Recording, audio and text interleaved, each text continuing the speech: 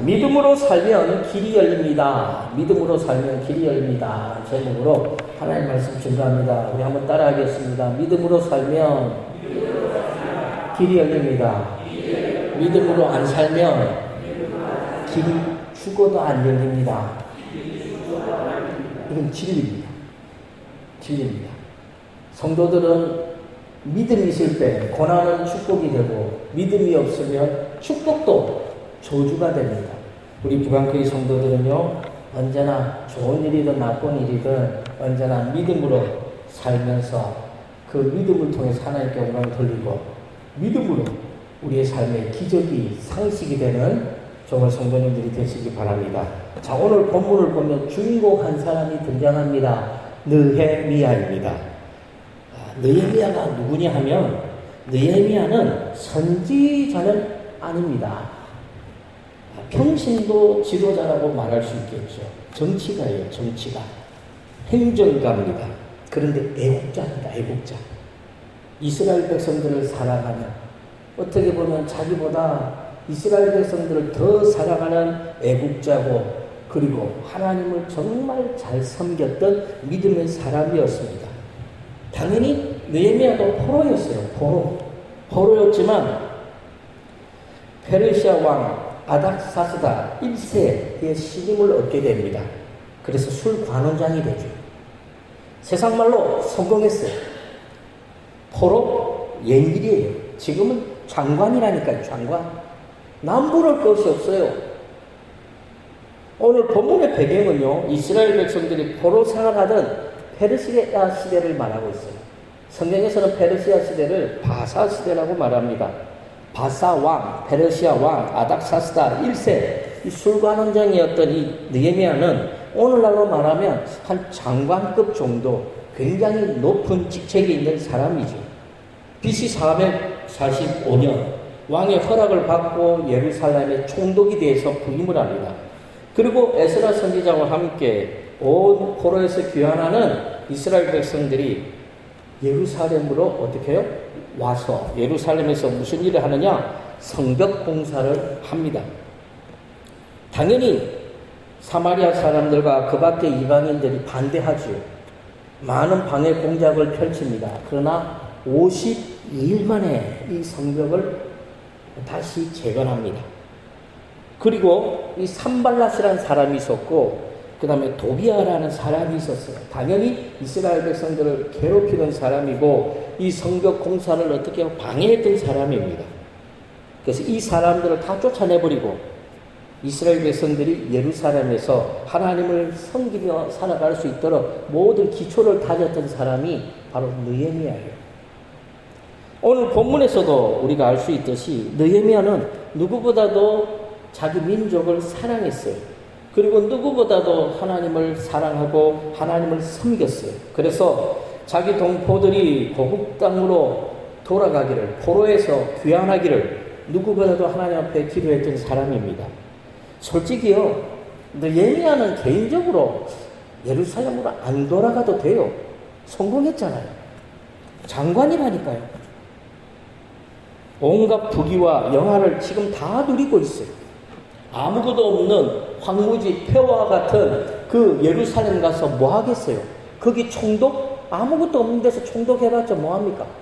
차라리 페르시아에서 잘 먹고 잘 사는 것이 홀리 개인적으로는 더 좋은 일이잖아요. 그런데 느헤미야는 이미 이 땅의 삶의 모든 것을 초월했어요. 믿음의 사람들은 그래요. 믿음의 사람들은 육신적인 편안함과 육신적인 쾌락을 초월한 사람이에요. 그래서 믿음의 사람들은 편안한 길보다도 가시밭길로 가요. 믿음의 사람들은 모든 사람들이 가는 넓은 길이 아니라 좁은 길로 갑니다. 그래서 느헤미야는 모든 것을 내려놓죠. 쉽게 말하면 버리는 거예요. 다 포기하고 이스라엘 백성들을 데리고 고국 땅으로 귀환합니다. 근데 그 결정적인 계기가 있어요. 그 결정적인 계기가 오늘 본문에 나오죠. 고국 땅에 갔다가 돌아온 자기 동생 하나니가 유다와 예루살렘의 그 실정을 느헤미야에게 그대로 이실직고 합니다.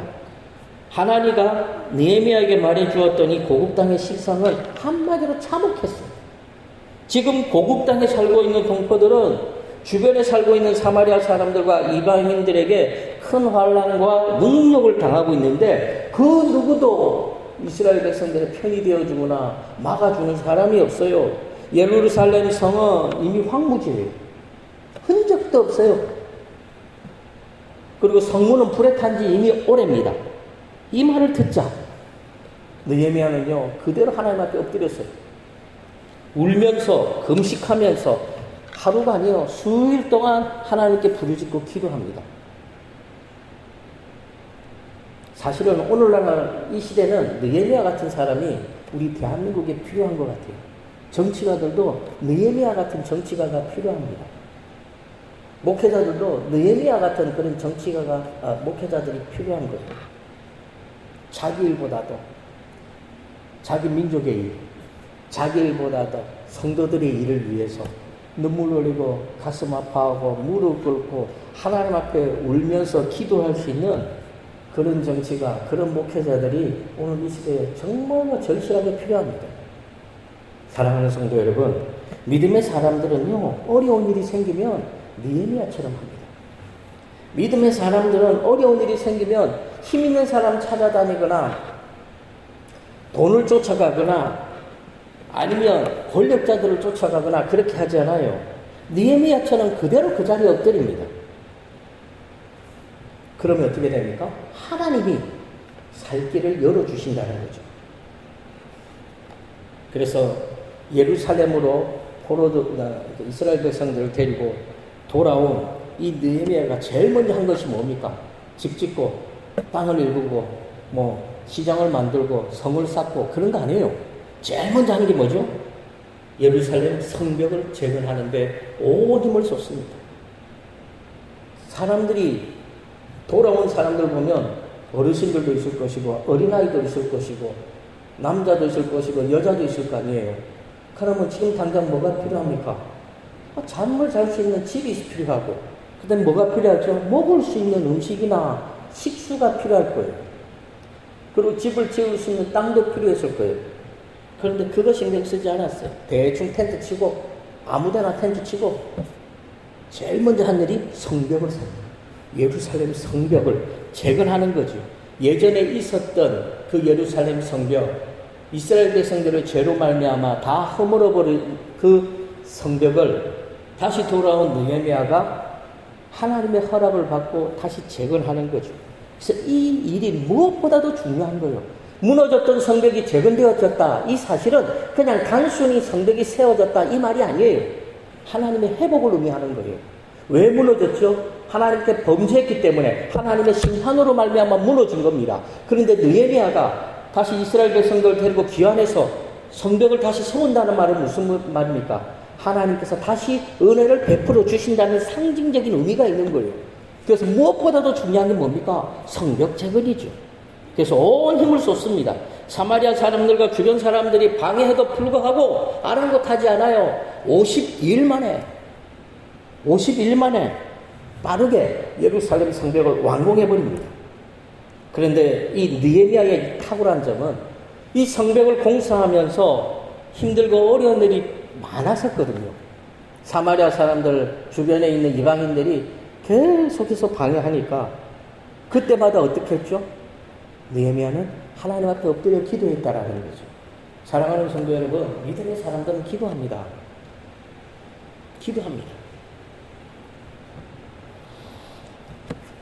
그래서 그 기도하면서 모든 역경을 이겨나가죠. 그런데 신기한 건 기도하면요 지혜가 생겨요. 기도하면 하나님이 피할 길을 예배해 주시고 기도하면 세상 말로 운대가 따라요. 그래서 한 손에는 망치를 들고 한 손에는 칼을 들고 한 손에는 그 톱이나 이런 것을 도구, 공구를 들고 한 손에는 칼을 들고 그렇게 성벽 재건을 하는 거예요. 그러다가 주변에 있는 이방인들이 이렇게 방해해서 오면 어떻게 칼로 싸우는 거죠. 막아내고 그리고 물리치고 그 다음에 다시 성벽 재건하고 또 쳐들어오면 또 막아내고 이러면서 50일 만에 재건한 거죠. 그러나 가장 중요한 게 뭡니까? 느헤미야가 기도했죠. 그러면 느헤미야가 기도했다면 같이 함께 했던 에스라 선지자도 기도했을 것이고, 그러면 그 성벽 재건에 동원되어 있는 모든 이스라엘 백성들도 기도했다라는 거죠. 한 사람보다 두 사람이 낳고 두 사람보다 세 사람이 낳은 것처럼 온 이스라엘 백성들이 하나님 앞에 부르짖고 기도하니까 하나님께서 일하심으로 말미암아 대적들을 물리치게 하고 50일 만에 성벽 재건을 하게 만드셨다라는 거죠. 그래서 느헤미야는 말만 하는 정치가가 아니에요. 느헤미야는 그냥 기도만 하는 사람이 아니라니까요. 하나님의 뜻에 순종하는 사람이었죠. 기도하는 사람은 순종하는 사람이에요. 믿음의 사람은 순종하는 사람이에요. 이 말이 무슨 말입니까? 행함이 있는 믿음의 사람이고 행함이 있는 기도가 있는 사람이라는 거예요. 저는 개인적으로 우리나라 모든 정치인들이 이 느헤미야처럼 살았으면 좋겠습니다. 민족을 위해서, 나라를 위해서 가시밭길을 마다하지 않고 걸어갈 수 있는 그런 정치가들이 되었으면 좋은 것이에요. 근데 신기해요. 우리나라는요, 국회의원 되면요, 재산이 늘어나요. 신기하죠. 계산을 하면 늘어나면 안 되거든요. 늘어나지 않아요. 그런데 국회의원들은 자기 자신들을 위해서 법령을 만드는지 국회의원들은 이상해요. 아마 전 세계에서 국회의원 돼가지고 재산이 늘어나는 나라는 우리나라밖에 없을걸요. 가까이에 있는 일본도요, 무소속이 국회의원이 돼버리잖아요. 거지 되더라고요. 임기 마칠 때. 근데 신기하게 우리나라 정치인들은요, 한 번 되면 재산이 늘어나요. 그래서 서로가 막 국회의원 되려고 안달하는 것 같아요. 그러나 우리나라 정치인들이 느헤미야와 같은 심령으로 나라와 민족을 위해서 하나님 앞에 눈물로 기도하고 자신의 행복, 자신의 이익을 다 내려놓는다면 하나님이 이스라엘 백성들을 회복시킨 것처럼 하나님께서 이 대한민국에 놀라운 은혜와 복을 부어주실 줄 믿습니다. 당연히 우리 북한교회 모든 성도님들도 느헤미야처럼 살아야 돼요. 사랑하는 성도 여러분, 느헤미야는 술 관원장이라고 그랬어요. 페르시아 작은 나라가 아니에요. 페르시아 제국이거든요. 페르시아는 오리엔트를 통일한 거대한 제국이에요. 이 페르시아 제국의 술 관원장입니다. 오늘날로 말하면 정확하지는 않지만 대통령의 비서실장과 비슷한 역할을 감당하죠. 왜 그러냐면 항상 옆에서 수종을 드니까. 온갖 부귀와 영예를 다 누리고 있습니다. 솔직히 예루살렘에서 자기 동포들이 굶주리고 있고 학대받고 있고 어려움 가운데 있다. 그 소식이 자기 귀에 들려온다 할지라도 솔직히 나한 사람이잖아요. 그냥 눈 딱 감고 모른 체 할 수 있는 거 아닌가요? 민족의 아픔을 한순간 모른 체 하면 되는 거 아니에요? 아니 내 혼자서 나선다고 해서 어떻게 이스라엘 백성들을 회복하고 이스라엘 백성들의 그 모든 환경을 바꿀 수 있겠어요? 그냥 눈 딱 감고 모른 체 할 수 있어야 되지 않겠어요? 그런데 느헤미야는 그렇게 안 해요. 오늘날 정치인들처럼 말로만 사랑을 외치지 않았어요. 느헤미야는요, 자기가 할 수 없으니까 자기가 할 수 있는 일을 선택했어요. 그게 뭐죠? 하나님 앞에 무릎 꿇고 울면서 금식하며 기도했다라는 거죠. 오늘날 대한민국의 모든 성도들은요, 느헤미야처럼 하나님 앞에 무릎 꿇고 기도해야 될 때입니다. 페르시아에서 모든 부귀와 명예를 다 내려놓고 우리가 누리고 있는 모든 기득권을 다 내려놓고 황무지와 같은 예루살렘을 위해서 기도했던 느헤미야처럼 갈수록 허물어져가는 이 한국 교회를 위해서, 가깝게는 자기 교회를 위해서 진짜 느헤미야처럼 눈물로 기도해야 될 때라는 겁니다. 사랑하는 성도 여러분, 하나님은요 느헤미야의 이런 마음을 보신 거예요. 느헤미야가 능력이 있었겠어요? 느헤미야가 어떻게 포로인데 페르시아 제국의 아닥사스다 1세 그 황제의 술 관원장까지 올라갈 수 있었을까요? 능력이 있어서 탁월해서 지혜가 많아서? 제가 볼 때는 느헤미야의 이런 민족에 대한 사랑, 하나님을 온전히 섬기는 그 믿음을 보시고 하나님께서 느헤미야를 그 아닥사스다 그 왕의 술 관원장으로 올리고 그를 통해서 예루살렘에서 총독으로 가고 그래서 느헤미야를 통해서 예루살렘 성벽을 재건하도록 하나님의 스케줄에는 이미 작정되어 있었던 거예요. 그래서 하나님은 느헤미야의 그 믿음과 느헤미야의 그 마음을 보시고 하나님은 계획하시고 작정하셨다라는 거죠. 만약에 느헤미야가 자기만 알고 민족이 고통 가운데 있든지 이스라엘 백성들이 포로로 귀환하든지 말든지 나하고는 아무 상관없다. 나는 지금 출세했고 나는 지금 잘 먹고 잘 사니까 이제 됐다. 이렇게 했으면 아마 하나님은 느헤미야를 거들떠 보질 않았을 거예요. 느헤미야가 아니라 다른 이미애가 다른 누군가가 나타났겠죠. 아니면 하나님께서 천군천사를 보내셔서 이방인들을 다 몰아내고 이스라엘 백성들로 하여금 성벽을 재건하게 하셨을 거예요. 분명한 사실은 내가 아니면 안 된다는 그런 사고를 버려야 돼요. 왜 안 됩니까? 다른 사람이 하면 되죠. 하나님은 그렇게 하신다는 거죠. 그래서 하나님은 느헤미야를 통해서 하신 거예요. 왜 느헤미야를 통해서 하셨습니까? 느헤미야가 이스라엘 백성들을 위해서, 민족을 위해서 눈물로 헌신하며 기도했기 때문에 하나님은 이상하게 눈물로 기도하고 헌신하는 사람들을 통해서 하라고 말한다라는 거죠. 쉽게 말해서 이거예요. 느헤미야가 하나님께 기도합니다. 하나님, 우리를 불쌍히 여겨 주십시오. 지금 우리 동포들이 예루살렘에서 학대받습니다. 능욕당하고 있습니다. 성벽은 온데간 데 없습니다. 마치 거지처럼 살고 있습니다. 하나님 어떻게 해야 됩니까? 하나님 우리 민족을 도와주십시오. 하나님 뭐라고 그랬을 것 같아요? 네가 해라. 네가 해라. 그래서 느헤미야가 어떻게 해요? 예 하나님 하고 내려간 거예요. 저와 성도님들이 기도하면요, 주변에 있는 모든 사람들이 아니라 자기 자신이 하나님 앞에 무릎 꿇고 헌신하는 사람으로 바뀐다는 거죠. 하나님이 그렇게 만드십니다. 그래서 가장 안타깝게 기도했던 사람 느헤미야를 통해서 하나님이 역사하는 겁니다. 저와 성도님들도 마찬가지예요. 우리 북한교회 오병이의 기적은 이 오병이의 기적을 위해서 안타깝게 느헤미야처럼 기도하는 사람, 그 사람을 통해서 하나님이 역사합니다. 네가 해라, 네가. 그래서 느헤미야를 통해서 성벽과 성문은 재건되어집니다. 물론 그 과정 속에서 힘든 일 많았어요. 방해자들이 서신을 보냅니다. 누구에게요? 페르시아 왕이었던 아닥사스다 왕에게 보내죠. 중상모략이죠. 거짓 뉴스죠. 말도 안 되는 이야기. 그러니까 느헤미야가 어떻게 해요? 해명하러 또 페르시아까지 갑니다. 그러면 그 과정 속에서 어떻게 해요? 성벽 공사가 중단이 되는 거예요. 지금 느헤미야는 누구보다도 이 성벽을, 예루살렘 성벽을 빨리 건설해야 되는데, 또 한번 생각해 보세요. 이스라엘에서 페르시아까지 오늘 같으면 비행기 타고 가면 되잖아요. 아니면 기차를 타고 간다든지 자동차를 타야 되는데, 그 당시에는 그런 일이 없었잖아요. 예루살렘에서 페르시아까지 가는 그 여정이 얼마나 오래 걸렸겠어요. 그러니까 속 타는 사람은 느헤미야인 거죠.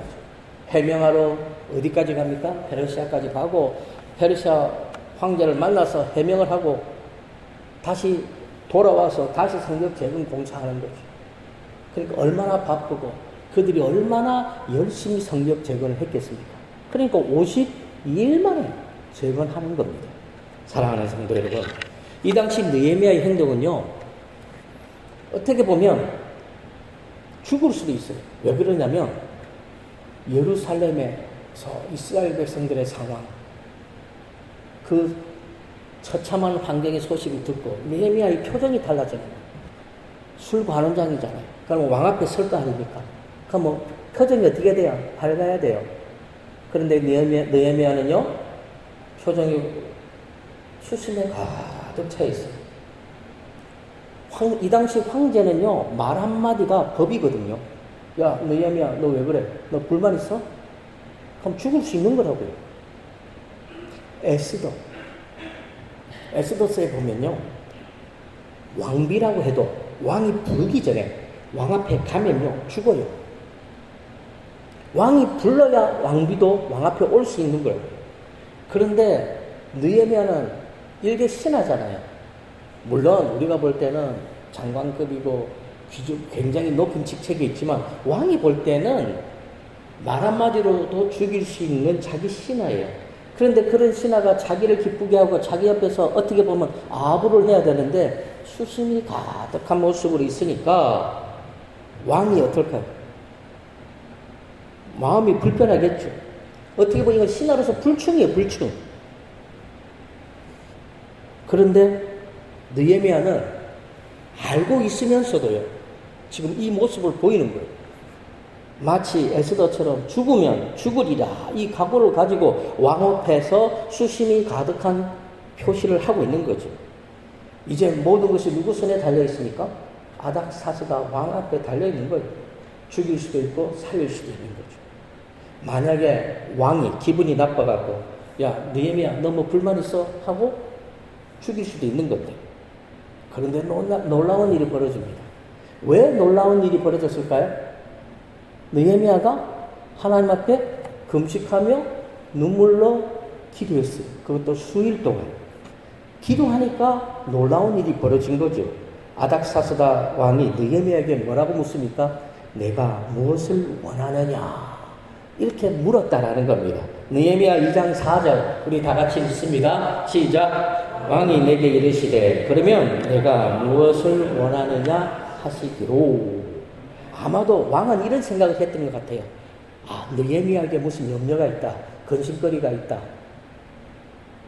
자신도 내 앞에서 이렇게 수심이 가득한 모습을 하면 잘못하면 자기가 죽을 수도 있는 그런 상황인데도 불구하고도 내 앞에 저런 모습을 하고 있다는 것은 이 느헤미야가 무슨 힘들고 어려운 가운데 있다. 이 사실을 왕이 짐작했던 것 같아요. 왜? 그만큼 왕은 느헤미야를 총애했다는 거죠. 신임인 거죠. 그러니까 평소에 느헤미야가 왕 앞에서 얼만큼 신실했는가를 알 수가 있는 대목입니다. 그래서 느헤미야는 왕에게 현재 자신의 고향 예루살렘의 힘든 상황을 다 말을 합니다. 그리고 자신을 예루살렘 총독으로 보내주셔가지고 예루살렘을 다시 재건하도록 해달라고 간청을 하죠. 그 결과 느헤미야는 예루살렘의 총독이 됩니다. 물론 그 과정 속에 많은 일들이 있었지만 하나님의 간섭하심을 통해서 결국 총독이 되어가지고 예루살렘으로 이스라엘 백성들을 데리고 가서 성벽 재건을 하고 성문까지도 다시 건축을 합니다. 그러므로 우리 한 가지 중요한 사실이 있어요. 아무리 우리 앞을 가로막고 있는 장애물이 있다 할지라도 우리가 정말 믿음이 있는 사람이라면 하나님을 믿고 하나님 앞에 엎드려 기도하면 그 문이 열린다는 거죠. 하나님께서 해결책을 만들어 주신다라는 거예요. 오늘 본문에서는 아닥사스다 왕의 그 마음의 문을 움직여 주셨죠. 그러므로 저와 성도님들도 느헤미야처럼 할 수 있기를 바랍니다. 힘들고 어려운 일이 있어서 우리가 힘들고 어려운 게 아니에요. 힘들고 어려운 일이 있는데도 불구하고 기도하지 않기 때문에 우리가 어렵다는 사실을 알아야 되는 거죠. 사랑하는 성도 여러분, 왜 성도들이 실패하고 난 다음에 다시 못 일었습니까? 그것은요, 성도들이 기도가 믿음이 없는 기도를 하고 있기 때문에 껍데기 기도를 한다는 거예요. 예상외로 오늘날 성도들요, 껍데기 기도를 많이 합니다. 믿음도 행함이 없는 믿음의 사람들이 너무너무 많아요. 예루살렘 교회에서도 야고보가 그러잖아요. 행함이 있는 믿음을 강조하잖아요. 왜 그랬을까요? 행함이 없는 믿음, 껍데기 믿음을 많이 가진 사람들이 있었기 때문에 그래요. 오늘 이 시대는요, 껍데기 기도, 껍데기 믿음을 가진 성도들이 많아요. 그래서 교회가 힘이 없는 거죠. 돈이 없어서 교회가 힘이 없는 게 아니에요. 제가 알고 있기로는 오늘 이 시대의 교회는 돈 많아요. 돈 많아. 1970년대, 60년대, 80년대 교회 가난했어요. 돈 없었잖아요. 그런데 그때는 교회는 부흥을 했다니까요. 은혜가 넘쳤어요. 교회 안에 기적이 있었다니까요. 근데 오늘 이 시대는 보세요. 돈은 많아요. 솔직히 그때보다. 기적도 없어요. 은혜도 없어요. 부흥도 안 해요. 그래서 믿음이 없으니까 교회가 믿음이 없고 성도들이 믿음이 없고 행함이 없는 기도, 행함이 없는 믿음으로 살아가니까 문제를 만나면 부딪혀서 해결하려고 하는 것이 아니라 피하고 도망부터 갑니다. 기도했으면요, 기도하고 그만 있는 게 아니고요, 기도했으면 느헤미야처럼 왕 앞에 나아가야 돼요. 그리고 자기 생각을 이야기해야 돼요. 죽으면 죽으리라는 각오로 나아가서 말을 해야 되는 거죠. 믿음도 행함이 없으면 죽은 믿음인 것처럼 기도도 행함이 없으면 죽은 기도라는 사실을 알아야 돼요. 기도했으면 가만히 있어야 됩니까? 기도했으면 내가 할 수 있는 일을 해야 되는 거예요. 죽은 믿음에는 기적이 없듯이 죽은 기도에는 하나님의 응답은 없습니다. 그러므로 저와 성도님들의 믿음은 살아있는 믿음이 되어야 되고 기도도 살아있는 기도가 되어야 돼요. 그러기 위해서는 행함, 행동, 삶이 따라다녀야 돼요. 진정한 영성이 뭔지 압니까? 영성, 기독교의 영성. 죽은 사람 살리는 것이 영성인가요? 병든 사람을 고치는 것이 영성인가요? 그거는 사탄마귀도 잘해요. 사탄마귀도 죽은 사람 살려요. 사탄마귀도 병든 사람 고쳐요. 그러면 사탄마귀는 영성이 뛰어나겠네요? 아닙니다. 그리스도인들의 영성은 기적이 아니에요. 그리스도인들의 영성은 삶이에요. 어떤 삶? 그리스도를 닮아가는 삶. 삶이 바뀌어야죠. 다니엘을 보세요. 사자굴 앞에서도 어떻게 해요? 믿음으로 부딪힙니다. 사자굴 속에 들어갔잖아요. 그래서 잡아먹혔습니까? 안 잡아먹혔어요. 하나님이 사자의 입을 막아버렸잖아요. 사드락과 메삭과 아벳느고도 보세요. 풀무불 앞에서 도망갔습니까? 비굴하게 왕 앞에 무릎을 꿇었습니까? 7배나 뜨거운 그 풀무불 앞에서도 뭐라고 고백하지요? 그리 아니하실지라도 나는 왕 앞에 절대 무릎 꿇지 않겠다는 거죠. 금신상 앞에 절하지 않겠다고 말합니다. 행함이 있는 믿음으로 나아가죠. 결국 어떻게 됩니까? 풀무불 속에 들어갑니다. 그러면 사드락과 메삭과 아벳느고가 에이씨 우리가 믿음대로 하니까 우리 풀무불 속에 들어가잖아. 아 우리 잘못했다. 그렇게 했나요? 아니었어요. 그들은 죽음을 각오했다니까요. 그 불 속에 들어갔는데 신기하지요. 머리털 하나 타지 않았어요. 오히려 사드락과 메삭과 아벳느고를 그 풀무불 속에 던져 넣던 사람들이 그 열기에 타서 죽었다니까요. 그러므로 정말로 믿음이 있다면, 정말로 우리가 기도했다면 부딪혀야죠. 왜 가만히 있습니까? 말로만 소리치는 기도, 이건 기도 아니에요. 행함이 있는 기도가 기도라는 거예요. 하나님 전도 많이 하게 해주세요. 그래놓고 자기는 전도 안 하잖아요. 그런 기도 하지 마세요, 제발. 하나님 나 병 낫게 해주세요. 그리고 자기는 아무것도 안 해. 그런 기도 하지 마세요. 왜? 병 안 낫습니다. 성경은요, 언제나 상대적인 원리가 있어요. 서로의 원리가 있다고요. 사랑요. 나는 저 사람을 사랑해야 돼. 저 사람은 나를 사랑하지 않아도 돼. 이건 사랑이 아니에요. 하나님은 우리 보고 사랑하라고 말하죠. 그럼 하나님은 우리를 사랑 안 합니까? 아니에요. 하나님이 원하시는 사랑은 나도 하나님을 사랑하고 하나님도 우리를 사랑하고 서로 사랑하는 거예요. 믿음도 마찬가지예요. 우리가 하나님을 믿듯이 하나님도 우리를 믿는 거예요. 섬김도 마찬가지예요. 서로 섬겨야 돼요. 기도도 마찬가지예요. 기도가 있으면 행함이 따라가야 돼요. 하나님은 우리의 종이 아니잖아요.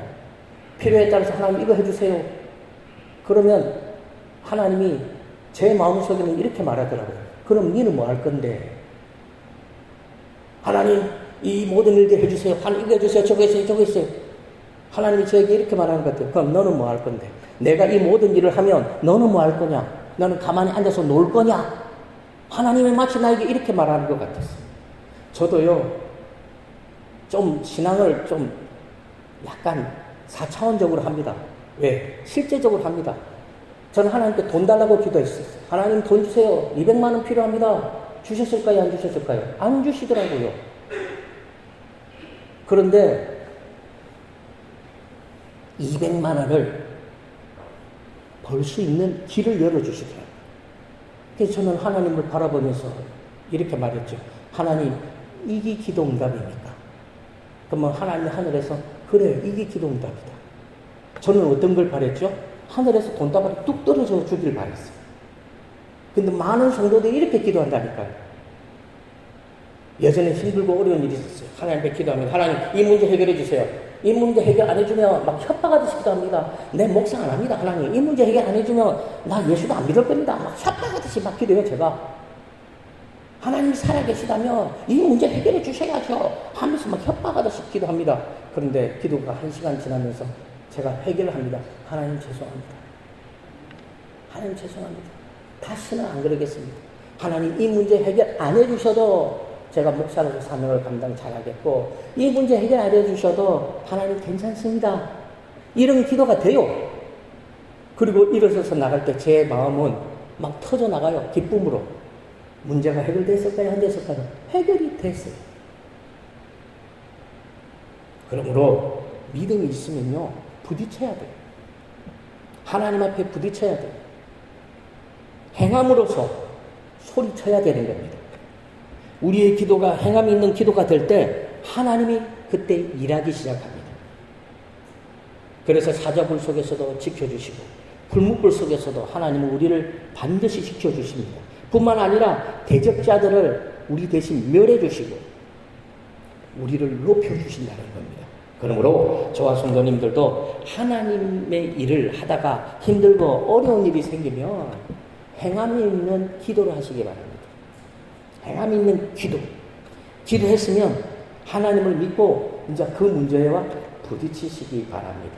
내 이 문제 기도했으니까 이제 난 모르겠다 하고 나가는 것이 아니라 이 문제를 놓고 기도했으면 이제 그 문제를 향해서 돌진해 나가야 돼요. 부딪혀야 돼요. 피하면 안 돼요.